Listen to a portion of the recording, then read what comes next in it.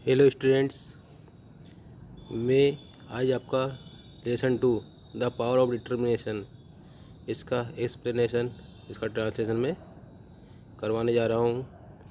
इसके पहले स्टूडेंट्स मैं लेसन 1, लेसन 4 और लेसन 7 की पोएम का ट्रांसलेशन उसका एक्सप्लेनेशन में करवा चुका हूँ और उसका वीडियो में अपलोड कर चुका हूँ, तो उसको उन वीडियो को पहले देखें स्टूडेंट्स। 147 जो पोएम है आपकी, उसका ट्रांसलेशन आप मेरे चैनल पर देखें प्लेलिस्ट में जाकर। स्टूडेंट्स, आज हम देखेंगे lesson 2 the power of determination. Student, determination means क्या होता है? दृढ़ इच्छा। डिटर्मिनेशन दृढ़ इच्छा की शक्ति, पावर में शक्ति। तो आपका टाइटल है student the power of determination, दृढ़ इच्छा या दृढ़ संकल्प की शक्ति। फर्स्ट लाइन आपकी student, the little country school house was heated bye an old fashion. The little country एक छोटे गांव में स्कूल हाउस जो स्कूल था, वाज हीटेड उसको गर्म किया जाता था, स्कूल को गर्म रखा जाता था। Was an by an old fashion, एक जो ओल्ड फैशन जो सिगड़ी होती थी स्टूडेंट, जो पुराने ज़माने में सिगड़ी होती थी जिसमें आग जलाई जाती थी, उसके द्वारा उस स्कूल बिल्डिंग को गर्म रखा जाता था। ठंड के दिन थे स्टूडेंट, ठंडी के दिन थे, तो वो सिगड़ी में आग जलाकर उस स्कूल को गर्म किया करते थे। पोर्ट वेलिड कोल स्टोव, तो वो जो सिगड़ी होती थी उसको इसमें क्या कहा गया है? उसको पोर्ट वेलिड, मतलब तोंद के आकार की जो कोल स्टोव होती है जिसमें कोयले डाले जाते हैं सिगड़ी में। Little boy had the job, एक छोटा लड़का था। The job of coming to school, उसका कार्य था स्कूल आना। अर्ली इच डे, प्रत्येक दिन स्कूल आना। सभी स्टूडेंट से पहले वो आता था। To start the fire and warm the room, और वहाँ आग ही जलाता था। फायर मीन्स आग जलाता था और कमरों को गर्म करता था, रूम को गर्म करता था।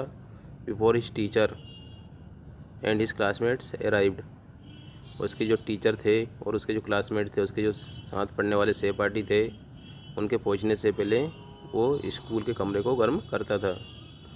One morning they arrived to find the school house engulf in flames. One morning, एक सुबह, दे अराइव्ड जब उसके टीचर और उसके जो सहपाठी हैं, क्लासमेट हैं, वो स्कूल पहुँचे, तो उन्होंने पाया, फाइंड मीन्स पाना। द स्कूल हाउस इनगल्फ्ड, जो स्कूल बिल्डिंग है, जो स्कूल हाउस है, जो स्कूल था, वो इनगल्फ्ड ऑफ इन फ्लेम्स, वो लपटों से भरा हुआ था, मतलब पूरे स्कूल में लपट उठ रही थी, आग ही उठ रही थी। They dragged the unconscious little boy, उन्होंने, जो टीचर थे उसके और जो क्लासमेट थे, उन्होंने उस छोटे से लड़के को, जो कि अचेत हो गया था, अनकॉन्शियस मीन्स स्टूडेंट अचेत होना, वो अचेत मतलब बेहोश हो चुका था, उसको उन्होंने खींचा बाहर आगी से। Out of the flaming building more dead than alive, उस आग की लपटों से जो बिल्डिंग भरी हुई थी, आग की लपट उठ रही थी, उसमें से उसको बाहर खींचा, और वो मोर डेड, ज़्यादा मृत दिखाई दे रहा था, जिंदा कम दिखाई दे रहा था, मृत ज़्यादा दिखाई दे रहा था, इतना वो उस आग में घायल हो चुका था। He had major burns over the lower half, he had major burns, वहाँ जल चुका था, बहुत ज़्यादा हिस्सा उसका जल चुका था। कौन सा हिस्सा student? Lower half of his body, उसकी बॉडी का जो नीचे का हिस्सा है, जो कमर से नीचे वाला भाग था, वो ज़्यादातर क्षतिग्रस्त हो चुका था आग से। And was taken to the nearby country hospital, और उसको टेकन ले जाया गया, पास की जो हॉस्पिटल थी उस अस्पताल में ले जाया गया उसे। नेक्स्ट आपकी line students,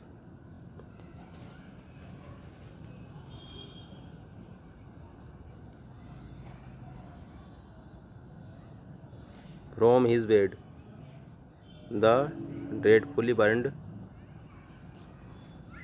semi-conscious little boy faintly heard the doctor talking to his mother from his bed। उसके बिस्तर से उसने, जो हॉस्पिटल में वो भर्ती था, एडमिट था, उसके बिस्तर से dreadfully burned, जो कि बहुत मृत्युजनक रूप से वो जला हुआ था, बर्न था, जल चुका था, सेमी कॉन्शियस, कुछ कुछ उसमें चेतना थी, अब कुछ उसमें उसको होश आ चुका था।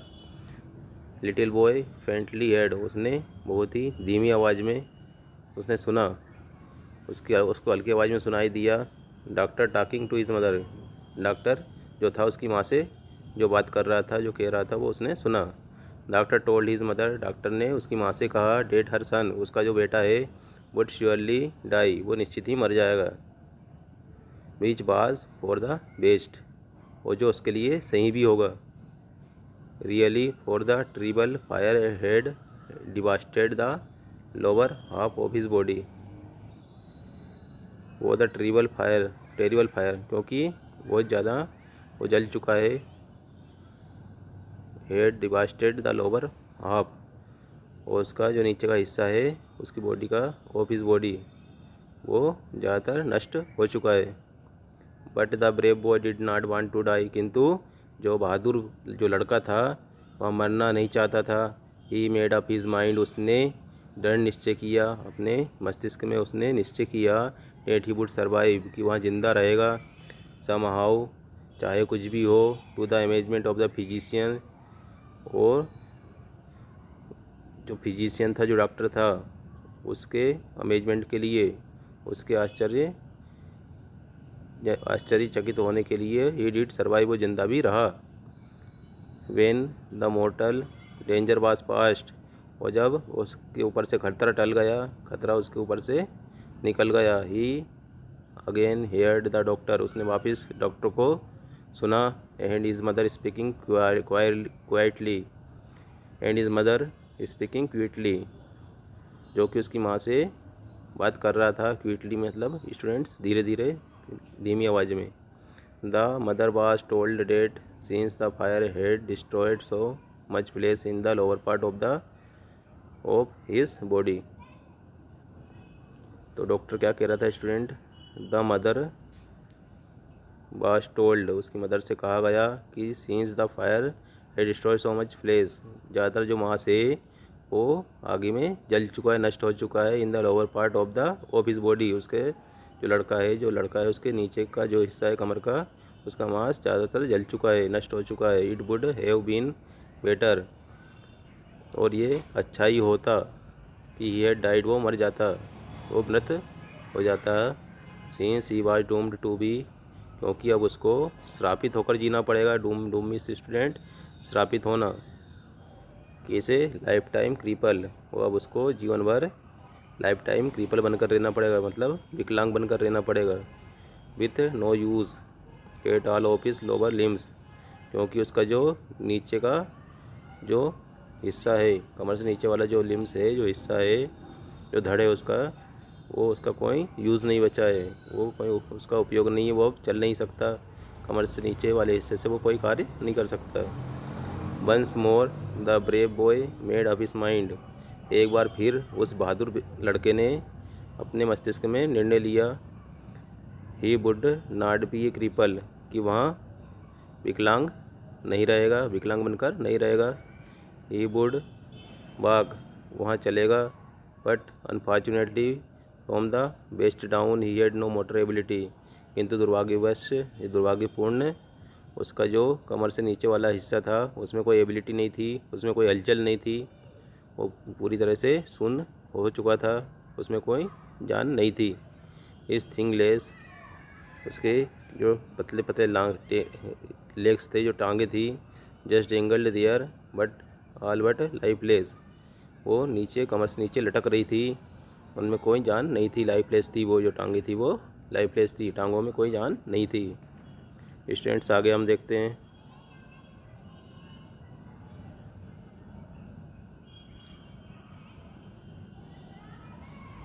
Ultimately he was released from the hospital, अंत में उसको ही वाज रिलीज, उसको हॉस्पिटल से रिलीज कर दिया गया उसको, हॉस्पिटल से उसको छुट्टी मिल गई। Every day his mother would massage, प्रत्येक दिन उसकी माँ उसको मसाज करती हिज लिटिल लेग से, उसके छोटे पतले पैरों पर। But there was no feeling, किंतु उनमें कोई फीलिंग नहीं महसूस हो रही थी, कुछ महसूस नहीं हो रहा था उसके पैरों में। नो कंट्रोल नोथिंग, और ना कोई नियंत्रण था उसका उन पैरों पर, और ना कुछ कर सकता था।